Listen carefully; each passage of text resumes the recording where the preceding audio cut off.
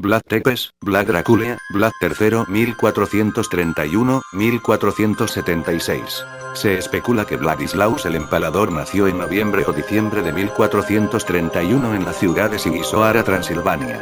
En este tiempo su padre Vlad II vivía exiliado en Transilvania, la casa donde nació sigue en pie y se encuentra en un próspero barrio, rodeado por casas de sajones, comerciantes magyar, como también otras casas de la nobleza. Poco se conoce sobre los primeros años de la vida de Vlad III, tenía dos hermanos, Mircea quien era mayor y Radu el Hermoso, quien era menor. Los estudios de Vlad estuvieron a cargo de su madre, una noble de Transilvania, pero su verdadera educación empezó en 1436 después de que su padre reclamara exitosamente el trono valaco al asesinar a su rival Danesti. Su entrenamiento era típico de los jóvenes de la nobleza de toda Europa, su primer tutor era un viejo caballero boyar quien luchó contra los turcos en la batalla de Nicolópolis. Vlad entonces aprendió todas las habilidades para la guerra y la paz necesarias para ser un caballero cristiano. En 1444, a la edad de 13 años, el joven Vlad y su hermano menor Radu fueron enviados a Adrianople como rehenes para apaciguar al sultán. Durante 4 años permanecieron como prisioneros y tras ser puesto en libertad por los turcos, apoyaron a Vlad como candidato para el trono de Valaquia, mientras Radu optó por permanecer en Turquía, donde había crecido. Posteriormente Radu también fue apoyado por los turcos como candidato al trono de Valaquia en oposición a su hermano Vlad con el fin de derrocarle. Como se señaló anteriormente, el primer reinado de Vlad III fue muy corto, 2 meses según la historia, pero fue en 1456 gracias al apoyo de un Yadir y el reino de Hungría que retornó al trono. Tirgoviste se estableció como su capital y así empezó la construcción de su castillo a una distancia pertinente en las montañas cerca del río Arges.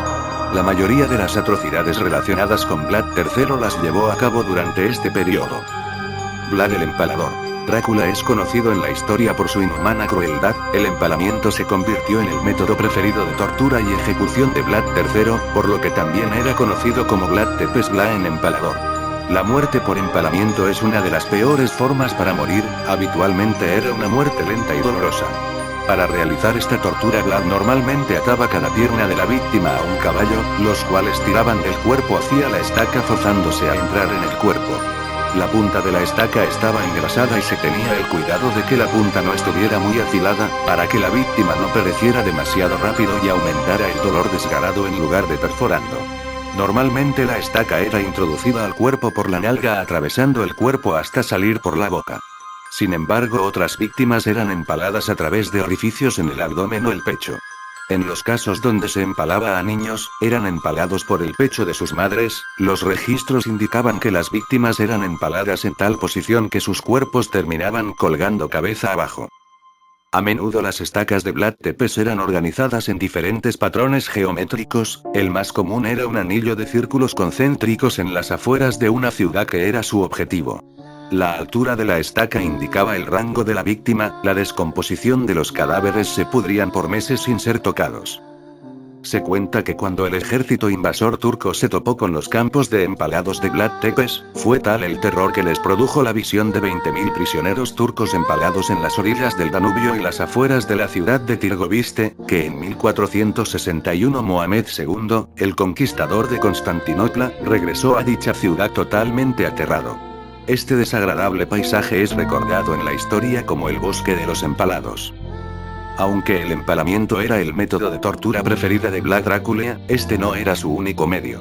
La lista de torturas empleadas por el cruel príncipe se lee como un inventario de las herramientas del infierno: clavos en las cabezas, cortar extremidades, ceguera, asfixia, quemaduras, cortes de la nariz y orejas, mutilación de órganos sexuales en especial en el caso de mujeres, despellejar a personas, exposición a los elementos o animales salvajes y quemar vivo a prisioneros.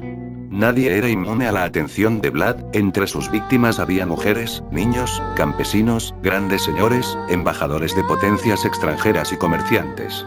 Sin embargo, gran parte de sus víctimas provenían de mercaderes boyardos de Transilvania y de su propia Valaquia.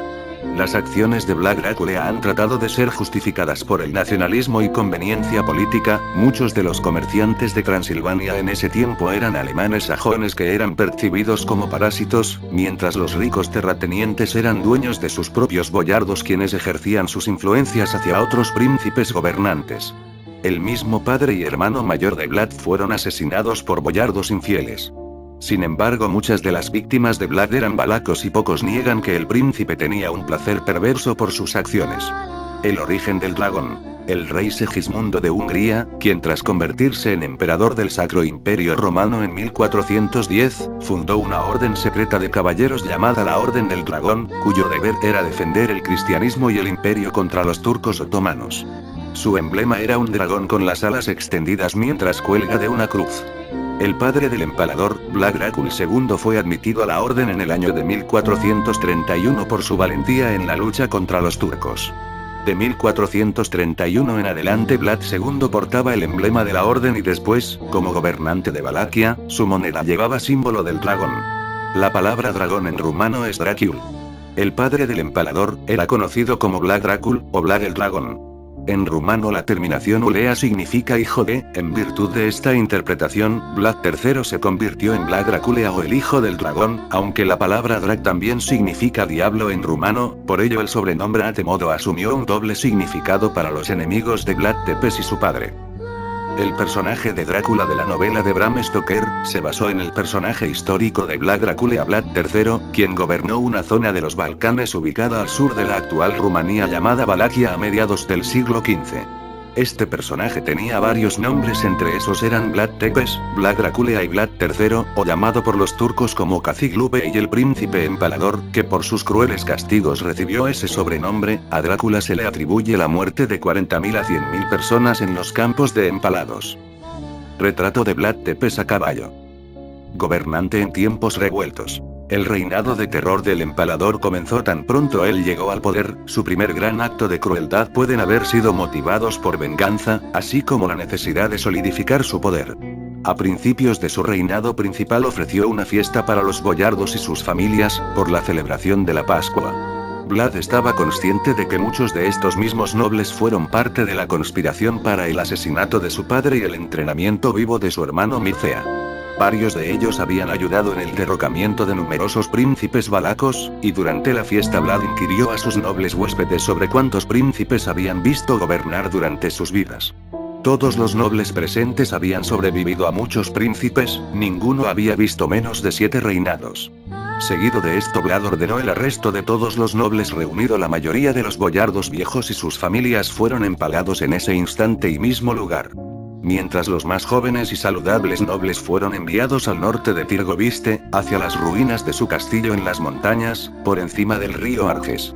Los esclavizados boyardos y sus familias se vieron obligados a trabajar por meses en la reconstrucción del viejo castillo con materiales obtenidos de unas ruinas cercanas. Según los informes, estos esclavos trabajaban hasta que las ropas se caían de sus cuerpos. Tras esto seguían siendo forzados a trabajar desnudos. Muy pocos sobrevivieron a este suplicio. El terror que esta historia conlleva, es esencial para comprender las fuerzas sociales y políticas de la región durante el siglo XV, es la historia de la lucha para obtener el control de Valaquia, que yacía entre las dos fuerzas de Hungría y el Imperio Otomano. Por más de 1000 años Constantinopla era un bastión de protección del Imperio Bizantino o el Imperio Romano Oriental, bloqueando al Islam el acceso a Europa. Los otomanos, sin embargo, lograron entrar a los Balcanes durante este tiempo. Con la caída de Constantinopla en 1453 bajo el mando del sultán Mohamed el Conquistador, la cristiandad se vio repentinamente amenazada por el poderío de los turcos otomanos. Pero fue el reino de Hungría, al norte y al oeste de Valaquia, que alcanzó su cenit durante ese siglo, por lo que asumió el ancestral manto de defensor de la cristiandad. Es por esta razón que los gobernantes de Valaquia se vieron obligados a apaciguar estos dos imperios. Para que ellos puedan sobrevivir, a menudo se forjaban alianzas con uno u otro, esto dependía de las necesidades del momento. Vlad III es mejor conocido por el pueblo rumano por su exitosa campaña para defender la invasión de los turcos otomanos y también el establecimiento de una relativa independencia y soberanía, así sea que haya sido por un breve tiempo. El final de Vlad. Aunque Vlad el Empalador tuvo éxito defendiendo el frente a los turcos, sus logros fueron de corta duración. Al recibir poco apoyo de su jefe supremo titular, Matius Corvinus, rey de Hungría hijo de Jon Umjadi, tenía pocos recursos para mantener la resistencia en contra los poderosos turcos. Cuando los turcos finalmente avanzaron, Vlad huyó a Transilvania en 1462. Reportes indican que su primera esposa se suicidó al saltar de las torres del castillo de Vlad hacia el río Arges antes que rendirse a los turcos. Vlad escapó por un túnel secreto, en Transilvania pidió la ayuda de Matías Corvinus, pero el rey lo arrestó de inmediato. De acuerdo a panfletos rusos, Vlad fue prisionero de 1462 hasta 1474, pero durante este período consiguió ganarse la gracia de Matías y posteriormente casarse con una hermana del rey con quien tuvo 2 hijos. Cuando su hijo mayor tenía 10 años, Vlad recuperó el trono de Valaquia en 1476, probablemente fue liberado antes o durante 1466 y permaneció en la corte dicho tiempo. La recuperación de Vlad se debió también a que el nuevo sucesor del trono de Valaquia era su hermano, Radu el Hermoso, quien había instituido una política a favor de los turcos. Corvinus vio a Vlad como un posible candidato para retomar el trono y el hecho de que Vlad renunciara a la religión ortodoxa por el catolicismo le dio más peso a su decisión. En 1476 Vlad recuperó el trono con la ayuda del príncipe Stepen Batory de Transilvania, invadieron Valaquia con ejército de varias tropas. Radu ya había fallecido y había sido reemplazado por Basarab el Viejo, un miembro del clan Danesti. Cuando el ejército de Vlad se acercaba, Basarab huyó. Sin embargo, poco después de recuperar el trono, el príncipe Batory y muchas de las fuerzas de Vlad regresaron a Transilvania, dejando al empalador en una situación vulnerable. Antes de que pudiese reunir apoyo, un gran ejército turco entró a Valaquia, y Vlad se vio forzado a encontrarse con los turcos con menos de 4000 hombres. Vlad Drácula murió en la batalla contra los turcos cerca del pueblo de Bucharest en diciembre de 1476. Unos reportes indican que fue asesinado por infieles boyardos valacos justo cuando iba a sacar a los turcos del campo. Otros informes indican que quedó rodeado solo de sus leales guardaespaldas moldavian ante los enemigos. Incluso hay historias que dicen que en el momento de la victoria fue confundido por enemigo y muerto por sus propios soldados. La única verdad es que su cuerpo fue decapitado por los turcos, quienes se llevaron su cabeza a Constantinopla, donde el sultán la estacó como prueba de que el horrible empalador finalmente murió. Fue enterrado en Snagov, una isla monasterio cerca de Bucarest. Tumba de Vlad Drácula. La evidencia histórica y sus anécdotas. Las 3 fuentes principales de reportes sobre Vlad el Empalador fueron obtenidos de folletos alemanes obtenidos poco después de la muerte de Vlad, folletos publicados en Rusia poco después de que los alemanes salieran y también en la tradición oral rumana. Los panfletos alemanes rescatan que en el momento de la muerte de Vlad Drácula, Matías Corvinus intenta reforzar su reputación en el Sacro Imperio Romano, y la rápida impresión de los folletos se ven como una justificación para conseguir el apoyo de sus vasallos. En los panfletos Vlad es pintado como un monstruo inhumano que aterrorizó la tierra y masacraba inocentes con sádica alegría. Estos panfletos también eran un medio de entretenimiento, por lo que eran reimpresos a menudo. En cierta ocasión 2 embajadores se negaron a retirar sus sombreros. Vlad ordenó clavárselos a la cabeza para que nunca más se los quitaran. Mientras los panfletos rusos prueban que en la época de Vlad III, los príncipes de Moscú formaban la base de la jerarquía de la futura autocracia de los zares, quienes al igual que Vlad tenían problemas con los desleales boyardos que incluso se rebelaban ante su rey por su propio beneficio, aliándose con los turcos en ocasiones. En Rusia, Vlad es representado como un cruel príncipe, pero sus acciones estaban desteñidas a beneficiar a su pueblo. Las leyendas que rodean a Vlad el Empalador son parte del folclore de los campesinos rumanos. Las historias se han pasado de generación en generación por más de 500 años, aunque en estas fuentes se puede proporcionar valiosa información acerca de Vlad Drácula y la relación con su pueblo. Muchas de estas afirman que Vlad es recordado como un príncipe que defendió a su pueblo de los extranjeros, también es recordado como un campeón del hombre común contra la opresión de los boyardos, e insisten en que Vlad demandaba honestidad y trabajo para eliminar la delincuencia e inmoralidad de su región. Sin embargo, la interpretación más positiva de su vida es que es aún recordado como un gobernante cruel y caprichoso. Hay alrededor de 9 anécdotas que son casi universales en la literatura de Vlad Drácula. 1. La Copa de Oro. A lo largo de sus tierras Vlad era conocido por su fuerte insistencia en la honestidad y el orden. Los ladrones rara vez robaban mientras estaban en sus dominios, porque sabían que Vlad los capturaría. El empalador estaba tan confiado en la eficiencia de su ley que dejó una copa de oro atada en la plaza central de Tirgoviste para que cualquier sediento pudiese beber del pozo que allí había. La copa nunca fue robada y permaneció sin ser molestada durante todo el reinado de Vlad Drácula.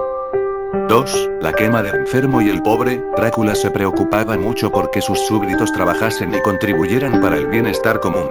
Cuando se dio cuenta que los pobres, vagabundos, mendigos y demás se habían vuelto numerosos en su ciudad, realizó un gran festín, al cual invitó a todos los de Valaquia para que asistieran a la comida en Tirgoviste. El empalador entonces alegó que nadie pasaría hambre en su tierra, mientras los invitados comieron y bebieron hasta tarde en la noche. Entonces Bla en persona se acercó y les preguntó qué más desean. ¿Quieren vivir sin preocupaciones y sin que les falte nada en el mundo? Cuando sus invitados respondieron positivamente, Vlad ordenó que todo el salón sea barricado y prendido en fuego. Ninguno de los invitados escapó de las llamas. Vlad explicó su acción a los boyardos diciendo para que ellos no representen una molestia para otros hombres, y que nadie será pobre en mi reino. 3. Los embajadores extranjeros. De acuerdo con la historia, 2 embajadores de una potencia extranjera visitaron la corte de Bla en Tirgoviste. Cuando estaban en la presencia del príncipe, se negaron a retirar sus sombreros. Bla entonces ordenó que los sombreros sean clavados en la cabeza, de manera que nunca tengan que quitárselos de nuevo. 4. El mercader extranjero, que estaba de paso por Tirgoviste, muy consciente de la reputación de honestidad que Vlad promovía en su reino, dejó sin protección una cesta con muchas monedas en su carreta. En la mañana el mercader se sorprendió al ver que le faltaban 160 ducados de oro.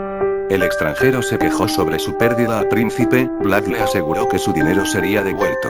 Drácula emitió un mandato: encontrar al ladrón y devolver el dinero o la ciudad sería destruida. En la noche ordenó que 160 ducados, más una moneda extra, sean tomadas de su propio dinero. A la mañana siguiente el mercader encuentra en su vagón el dinero, y tras contarlo se da cuenta que tiene un ducado extra. El comerciante regresó a Vlad e informó que su dinero había sido devuelto más un ducado. El ladrón también había sido capturado junto con el dinero robado. Vlad ordenó empalar al ladrón e informó al comerciante que si él no hubiera dicho sobre el ducado adicional, también habría sido empalado junto con el ladrón. 5. La mujer perezosa. Esta historia se produjo cuando Vlad notó a un hombre trabajando en los campos, el cual vestía una caftán camisa. El príncipe determinó que la camisa era muy corta, se acercó al hombre y pidió ver a su esposa. Cuando la mujer llegó a ver al empalador, este la inquirió sobre qué hacía todo el día. La pobre y asustada mujer exclamó que pasaba sus días lavando, cocinando y cosiendo. Vlad señaló la corta caftán de su marido como prueba de su pereza y deshonestidad y ordenó que sea empalada a pesar de las protestas de su esposo. Vlad entonces ordenó que otra mujer se case con el campesino, pero advirtió que debía trabajar duro o sufrir el mismo destino. 6. El noble con agudo sentido del olfato. En el día de San Bartolomé en 1459, Drácula mandó a empalar a 30.000 mercaderes y nobles de Transilvania de la ciudad de Brasov. Para ver cómo se cumplían sus órdenes, el príncipe hizo que preparen su mesa frente al bosque de los empalados, invitando también a los boyardos al banquete.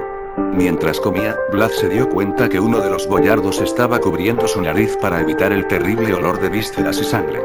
Drácula entonces ordenó que el sensible noble sea empalado en una estaca más alta que el resto para que pueda evitar el olor del resto de empalados. 7. La musa de Vlad. Drácula tenía una amante que vivía en una casa en las calles traseras de Tirgoviste. Esta mujer parecía amar al príncipe y siempre estaba ansiosa de complacerlo. Vlad casi siempre estaba de mal genio o deprimido y la mujer hacía su mejor esfuerzo para levantar los ánimos de su amado. Una vez en particular que el príncipe estaba deprimido, la mujer se atrevió a decirle la mentira de que ella estaba embarazada. Vlad mandó a su amante a ser revisada por las matronas de los baños. Cuando le informaron que la mujer estaba mintiendo, Drácula desenvainó su daga y cortó a la mujer desde sus genitales hasta el pecho, dejándola morir en agonía.